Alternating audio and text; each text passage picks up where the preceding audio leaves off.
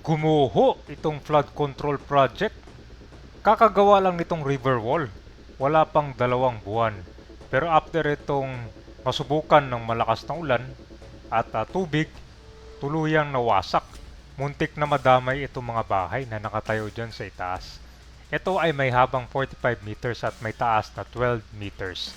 Dito yan sa Prinsados, Marilao, Bulacan, kung saan dito sa likod kami, puro mga kabahayan yan. Ito naman yung Marilao River. So nandito na tayo sa Prinsados, sa Marilao, Bulacan.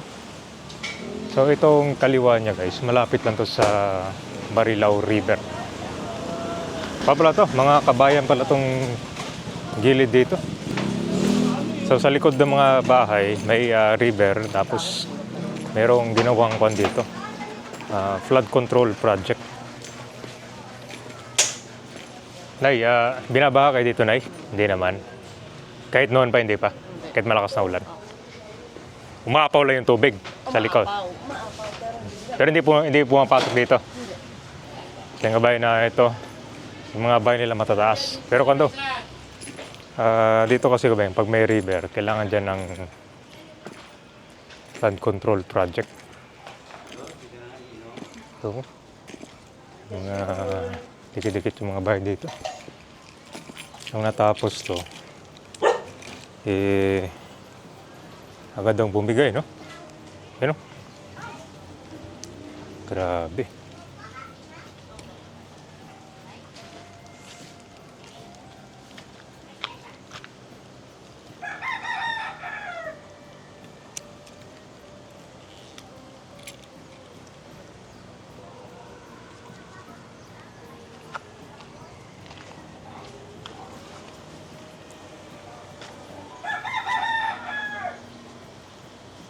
Ito, Konto Marilao River, dun sa kabila.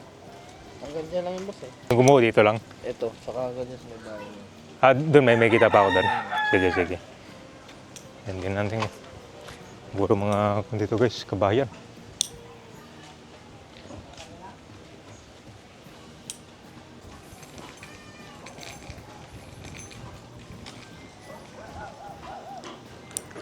So napapalibutan ng bahay. Itong ginawa nila ng flood control project.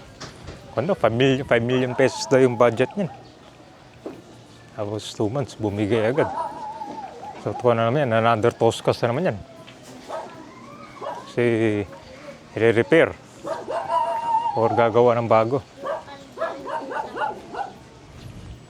Pero since hindi pa. Hindi. Oo, ever since hindi naman.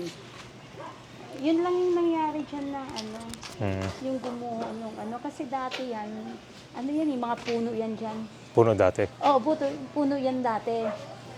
Andyan yung mga bata naglalaro, tapos pag may mag-birthday ng mga bata dyan, magluluto. Puno yan dyan.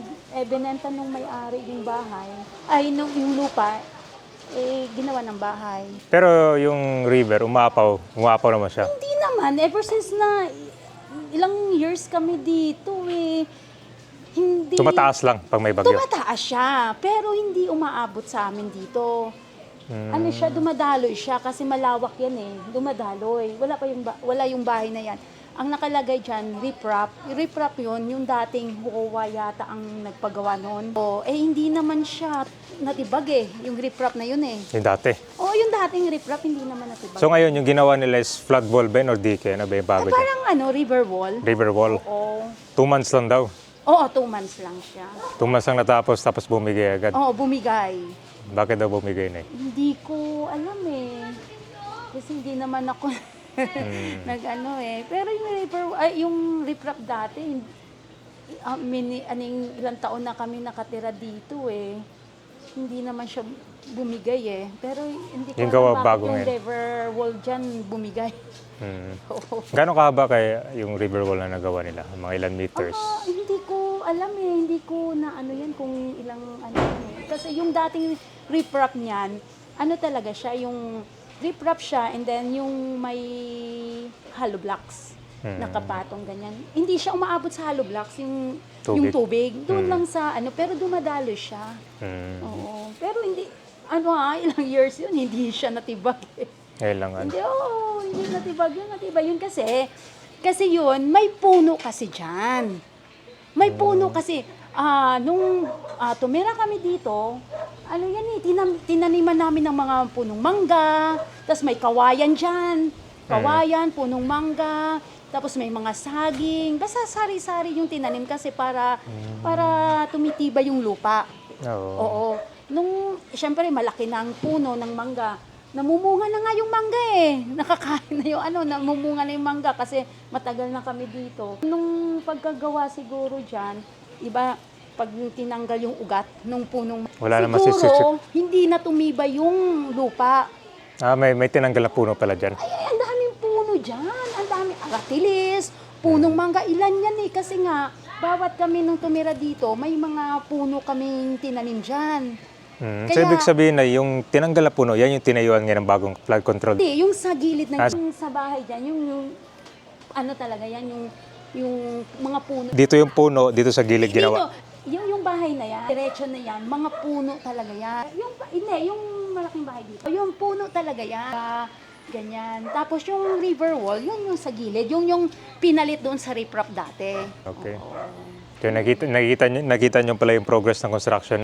Day 1 hanggang natapos, nakita nyo. Hindi naman ako mahilig tumitingin dyan eh. Basta, Napapansin niyo lang? Tapos nung pinakalas na, yung finish na siya, nung nag-walking kami ng kapitbahay ko dito, sinilip ko lang kasi mataas eh, sumilip. Magandang kwan pagkatapos nakita nyo, magandang resulta. Naman siya, pero nung bumagsak, kita yung Flood control, rinig nyo ba? yung mga bata. Rinig, parang akala nila lumindol. Lumindol daw. Hindi ko alam na nangyari nga, tumawag yung kapitbahay namin. No, Vivian, merong atin siyan bumigay. Kasi hindi naman ako naglalabas na nung tumawag yung kapitbahay namin, yun yung tumingin ako dyan. Sabi ko, anong nangyari? Yun nga, bumagsak daw yung mga bata ang nakakita mismo. Tingin nyo, simula doon hanggang di, maiksi lang. Maiksi lang. Oo, maiksi lang. Ang ginawa lang kasi ang river wall, parang yan sa bahay, bagong tayo kasi yan eh. Yung bahay, dyan lang. At saka hindi nga nakasakop itong blue eh. Yung bahay lang yan lang ang river wall nila. Yung kapitbahay namin ito at saka yung may tindahan, yun yung dating riprap na ginawa dati. Hindi nakasama. Buti nga hindi nasama kasi kung nasama yun, delikado din sa kanila, baka guguho din. Riprap na ginawa dati, hindi naman gumuho. So yun guys, witness yung taka dito nung gumuho. Para doon earthquake. Gumuho yung kwan dito, grabe. Puro daw itong mga puno dito sa gilid. Yung sa gilid yan.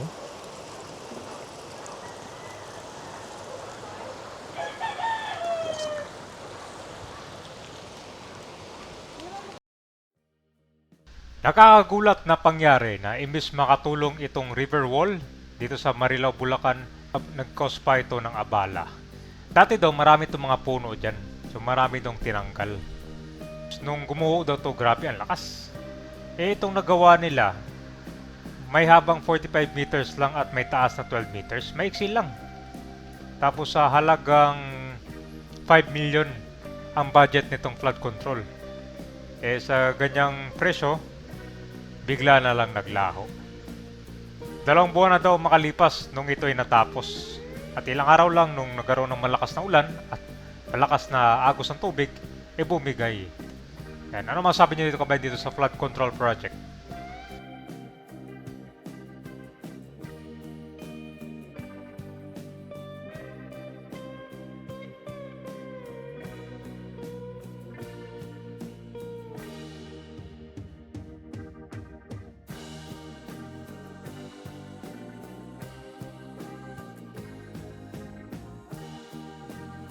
Muntik na, madamay itong mga bahay. Tingnan mo, ito. May nakatayo na bahay dyan. Siyempre, baka may impact yan pag gumuho. Baka madamay pa.